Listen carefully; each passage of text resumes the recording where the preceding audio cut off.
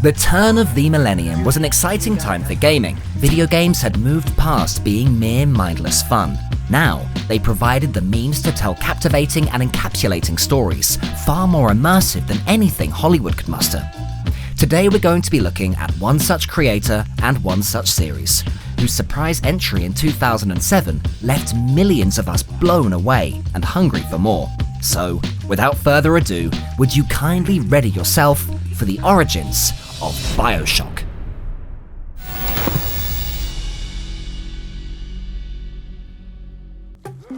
While BioShock's eventual success would emerge in 2007, our story of its creation begins some 12 years prior. Ken Levine was an aspiring Los Angeles filmmaker, having graduated with a Bachelor of Arts in drama.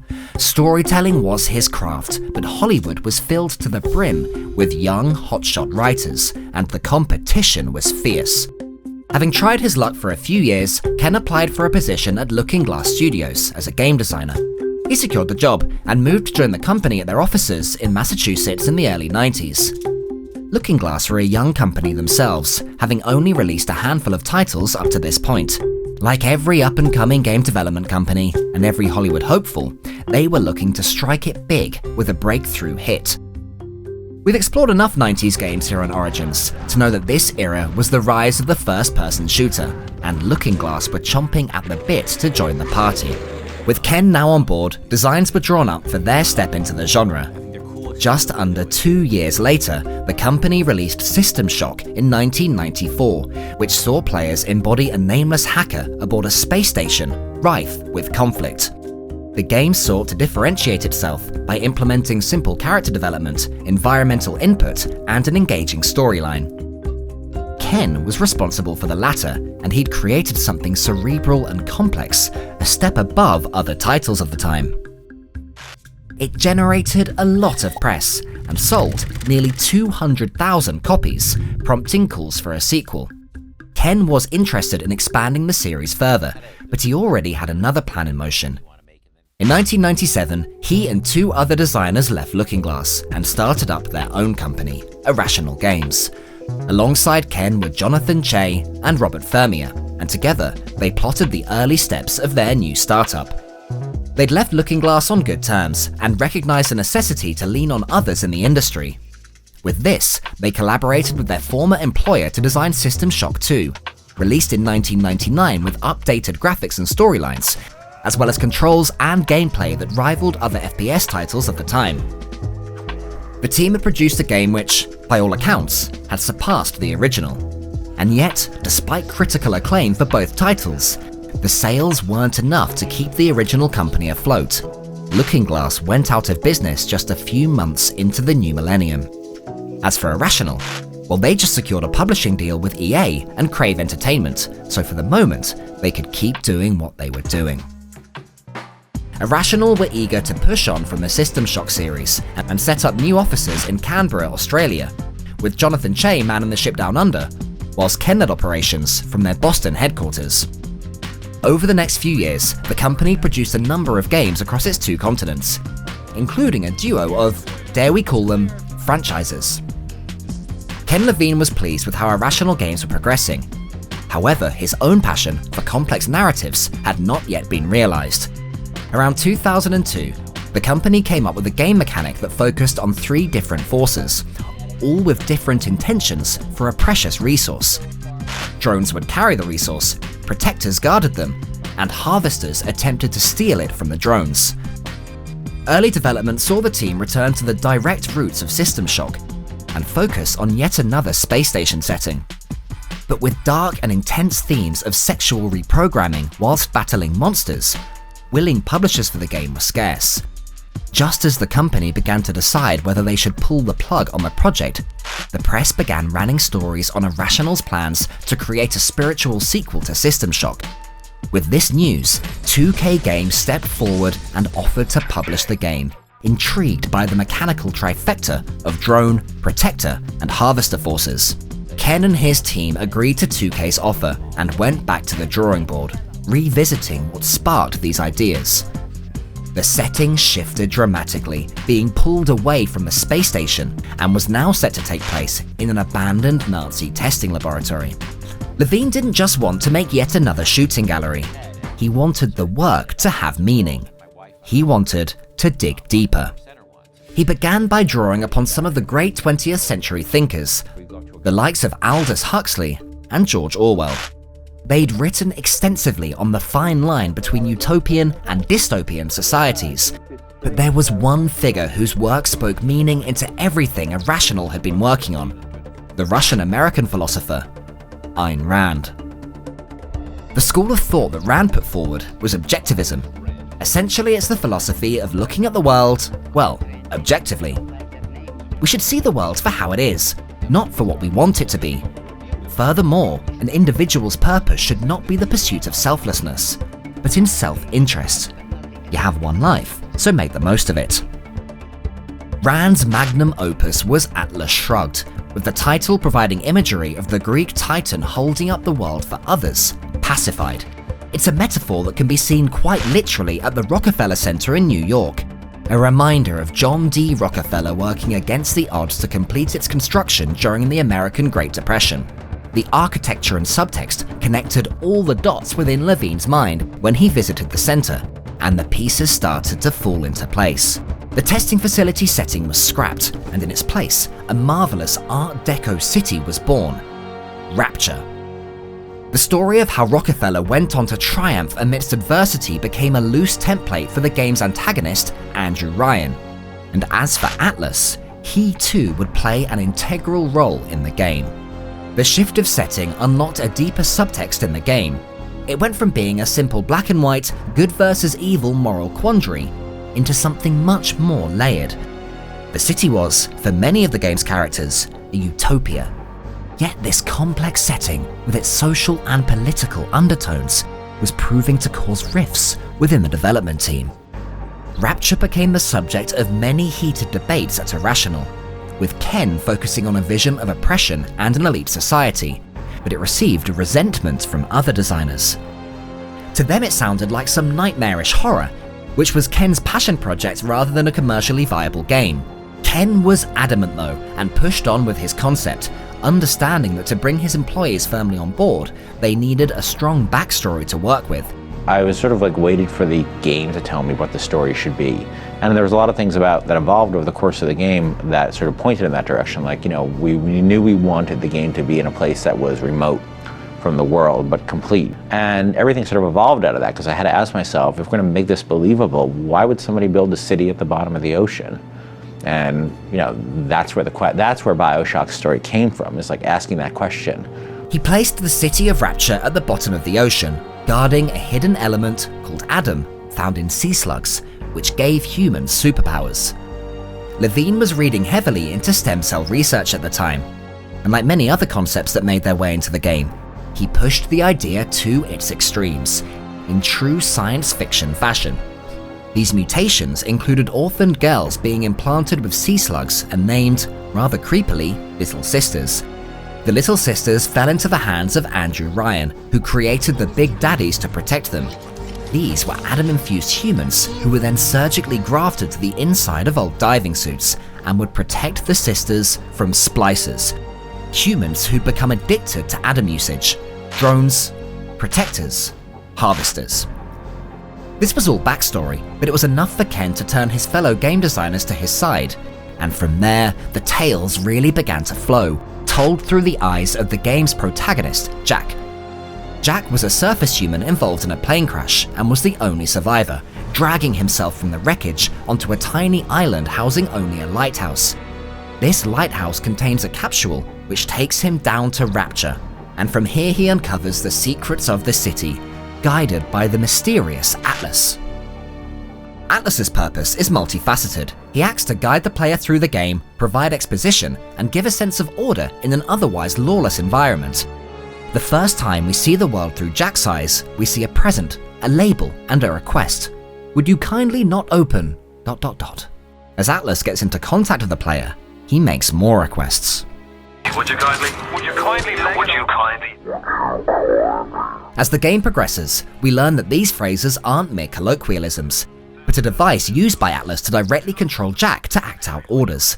Like other devices seen in the game, with another example of a real-world concept pushed to its most extreme hypothetical, in this instance, the mind control program MK Ultra, developed by the CIA.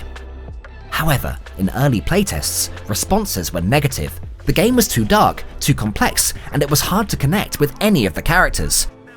Bit by bit, changes were made, narrative decisions were tweaked, and actors were fleshed out until Levine and the team were happy that this was the game they'd wanted to make.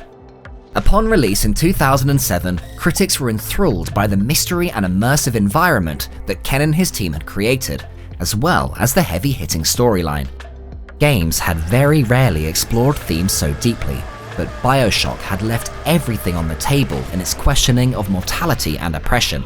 Ken was rewarded for his infatuated ideology and sticking to his guns throughout production. Audiences were also quick to grab themselves a copy, and it became one of the best-selling Xbox 360 games of all time. It's always at this point that we know the sequel discussions begin bouncing around the boardrooms. But Irrational had different ambitions for the series to those of 2K and their parent company Take-Two Interactive.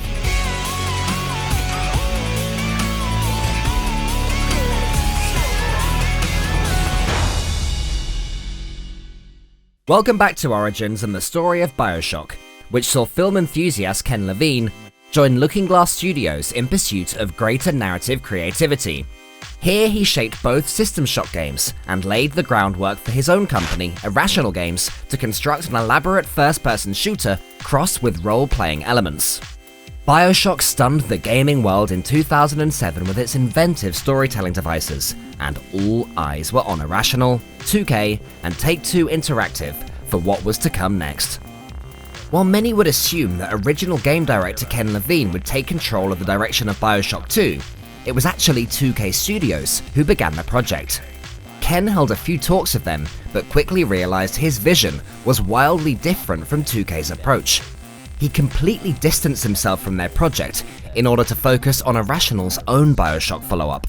At 2K Marin, the company's new offices in San Francisco, Jordan Thomas assumed creative lead on the now-announced BioShock 2, bringing onto his team a number of designers from Irrational with expert knowledge on the original game.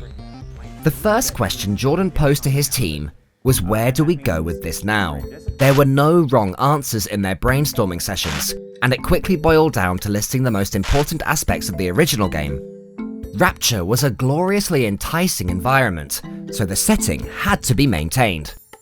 The key characters of the Little Sisters and Big Daddies needed to return, and of course, a suitably intense and engaging plot was a necessity. Jordan believed the city of Rapture had a lot more to offer, both in terms of player exploration and story-wise, with more tales and myths to tease out of the mysterious metropolis. For his story, he began a year before the events of BioShock 1, but then centered the majority of the narrative 8 years after the events of the original game. New antagonist Sophia Lamb has taken control of Rapture, and players now control Subject Delta, the first Big Daddy that was successfully bonded to a little sister named Eleanor. Lamb wants to use the Adam resource to transfer all the memories and minds of everyone in Rapture into Eleanor, to create a complete and selfless leader for the city. Jordan had designed Lamb through readings of altruism from Karl Marx, and created a character who wants to, as she puts it, make the world her family. Together, we are the family. Throughout the game, Delta encounters many of Lamb's family and must choose to either harvest or kill them, with each decision impacting on which of the 8 different endings players are presented with. 2K were keen on having multiple possibilities at the end of the game, something they'd forced on the original game, which was initially intended to have a fixed final scene, regardless of the choices the player made. Jordan's introduction of Big Sisters to replace the Big Daddies was well received, with a stronger connection seen between the new protectors of the Little Sisters. This adds to the family-style dynamic in the game, with different characters bonded or connected to one another somehow.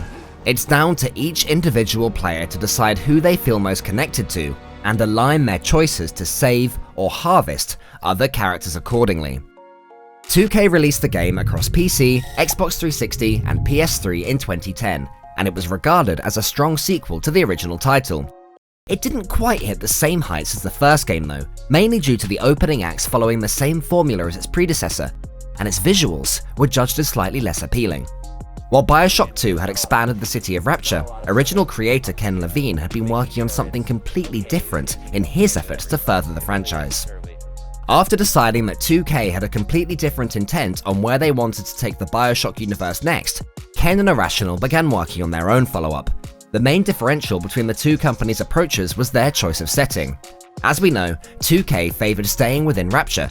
For Ken, there was ample opportunity to explore the game for what it was, something which questioned establishments and societal systems through a dystopian lens.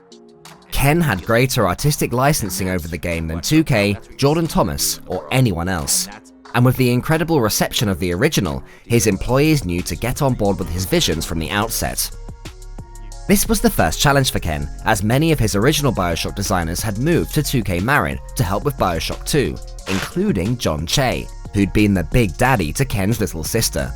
John had managed the production side of things, which allowed Ken to focus entirely on the creative output. Ken was unable to get John back on his team and was forced to assemble a new squad of relatively unknown designers. Now leading a production team of some 150 people whom he knew very little about, Ken realized this was going to be a tougher task than he'd first thought.